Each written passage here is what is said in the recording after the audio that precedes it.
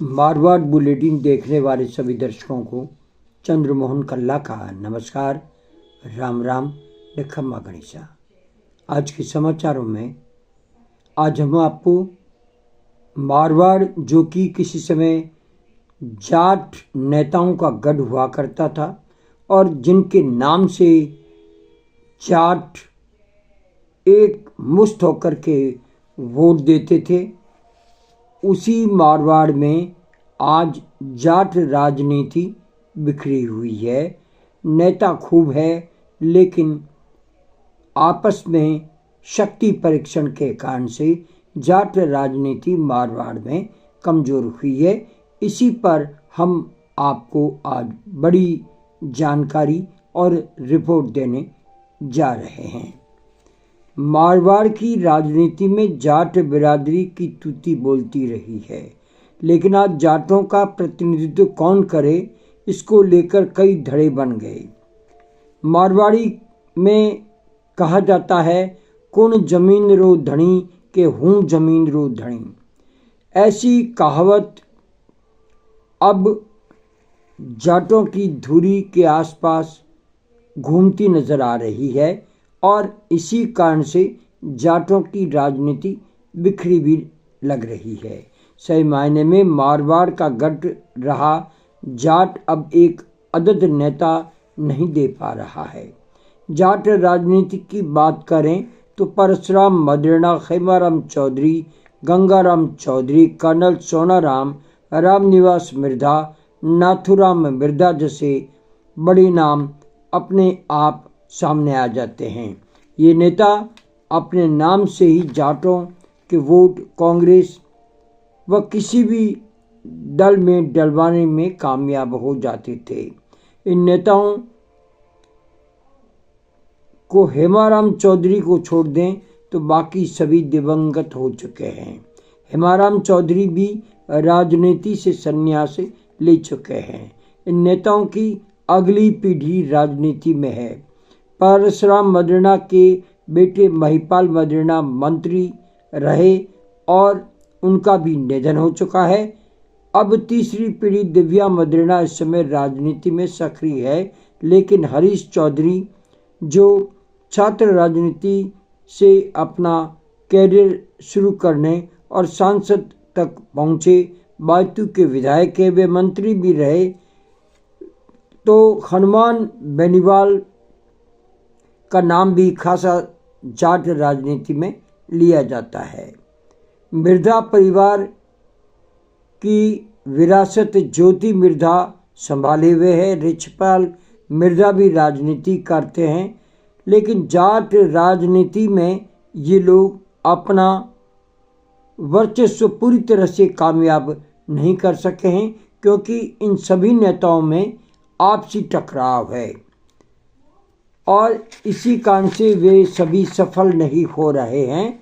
जैसे उनके परिजन नाथुराम मिर्धा सफल हुए थे, ज्योति मिर्धा सफल नहीं हो पा रही है। लेकिन ये पीढ़ी अलग अलग शक्ति परीक्षण करने के कारण से बिखरी हुई है और इसमें मारवाड़ में जाट राजनीति कमज़ोर होती नजर आती है। नाम तो बद्रीराम जाखड़, कैलाश चौधरी, उमेदाराम बेनीवाल का भी सामने आता रहता है। ये सभी सर्वमान्य जाट नेता नहीं माने जाए, क्योंकि इनकी पकड़ अपने दायरे तक सीमित है। इसको लेकर जाटों के ही मन में संशय है। राजेंद्र चौधरी भी तेजी से उभरे, मंत्री बने, लेकिन टकराव की राजनीति का शिकार हो गए और जाट राजनीति में हाशिए पर चले गए। दिव्या मदेरणा को राजनीतिक विरासत में मिली। वे ओसिया से चुनाव जीती, विधानसभा में दहाड़ी, लेकिन 2023 का चुनाव वे हार गई। लेकिन कांग्रेस की राष्ट्रीय महासचिव बनने में वे कामयाब रही। उनकी मारवाड़ में सक्रियता अब नजर नहीं आती है। हरीश चौधरी मारवाड़ जाट राजनीति का उदय माने जाते थे।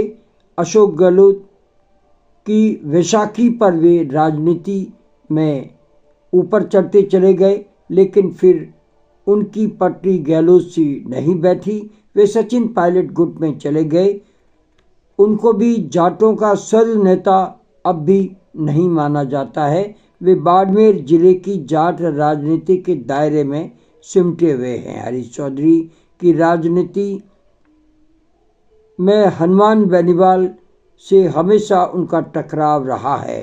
हनुमान बेनीवाल ने जाटों का सर्वमान्य नेता बनने का प्रयास जरूर किया है। मारवाड़ में जहां वे जाते हैं युवा जाट उनके पीछे हो जाते हैं, लेकिन हनुमान बेनीवाल ने हरीश चौधरी, दिव्या मदेरणा, ज्योति मिर्धा से हमेशा टकराव किया और उनको कटघरे में खड़ा करते रहे। इस कारण से मदेरणा, ज्योति मिर्धा और हरीश चौधरी के समर्थक उनके विरुद्ध होते चले गए। इसलिए वे भी पूरी तरह से जाट राजनीति में एक सर्वमान्य नेता के रूप में आज भी अपने आप को स्थापित करने का प्रयास कर रहे हैं। ज्योति मिर्धा भी सफल नहीं है। कांग्रेस से भारतीय जनता पार्टी में गई नागौर जाटों की सर्वमान्य नेता बनने की ओर अग्रसर थी, लेकिन हनुमान बेनीवाल से उनका टकराव सर्वविदित है और इसी कारण से वे भी अब सर्वमान्य जाट चेहरा तो नहीं माना जा सकता। ये कहना अनुचित नहीं होगा कि मारवाड़ जो जाट मतदाताओं का गढ़ माना जाता था, जाटों का गढ़ माना जाता था, बिखरने लगा है और कई धड़ों में बिखरी जाट राजनीति का फायदा कांग्रेस के साथ में अब भारतीय जनता पार्टी और हनुमान बेनीवाल की रालोपा पार्टी भी उठाती है। यानी कि जाट एक मुश्त होकर के एक पार्टी के साथ नहीं रहे, बिखर चुके हैं। आज बस इतना ही। अगला समाचार बुलेटिन लेकर फिर हाजिर होंगे। इजाज़त लेने से पहले हम जानना चाहते हैं आपको ये चैनल कैसा लगता है। अगर आपको ये चैनल पसंद है तो इसे सब्सक्राइब करें, लाइक करें, शेयर करें और इस चैनल को बढ़ावा दें। आज्ञा दीजिए। नमस्कार, जय हिंद, शुभ रात्रि, शब्बा खैर, जय जय भारती।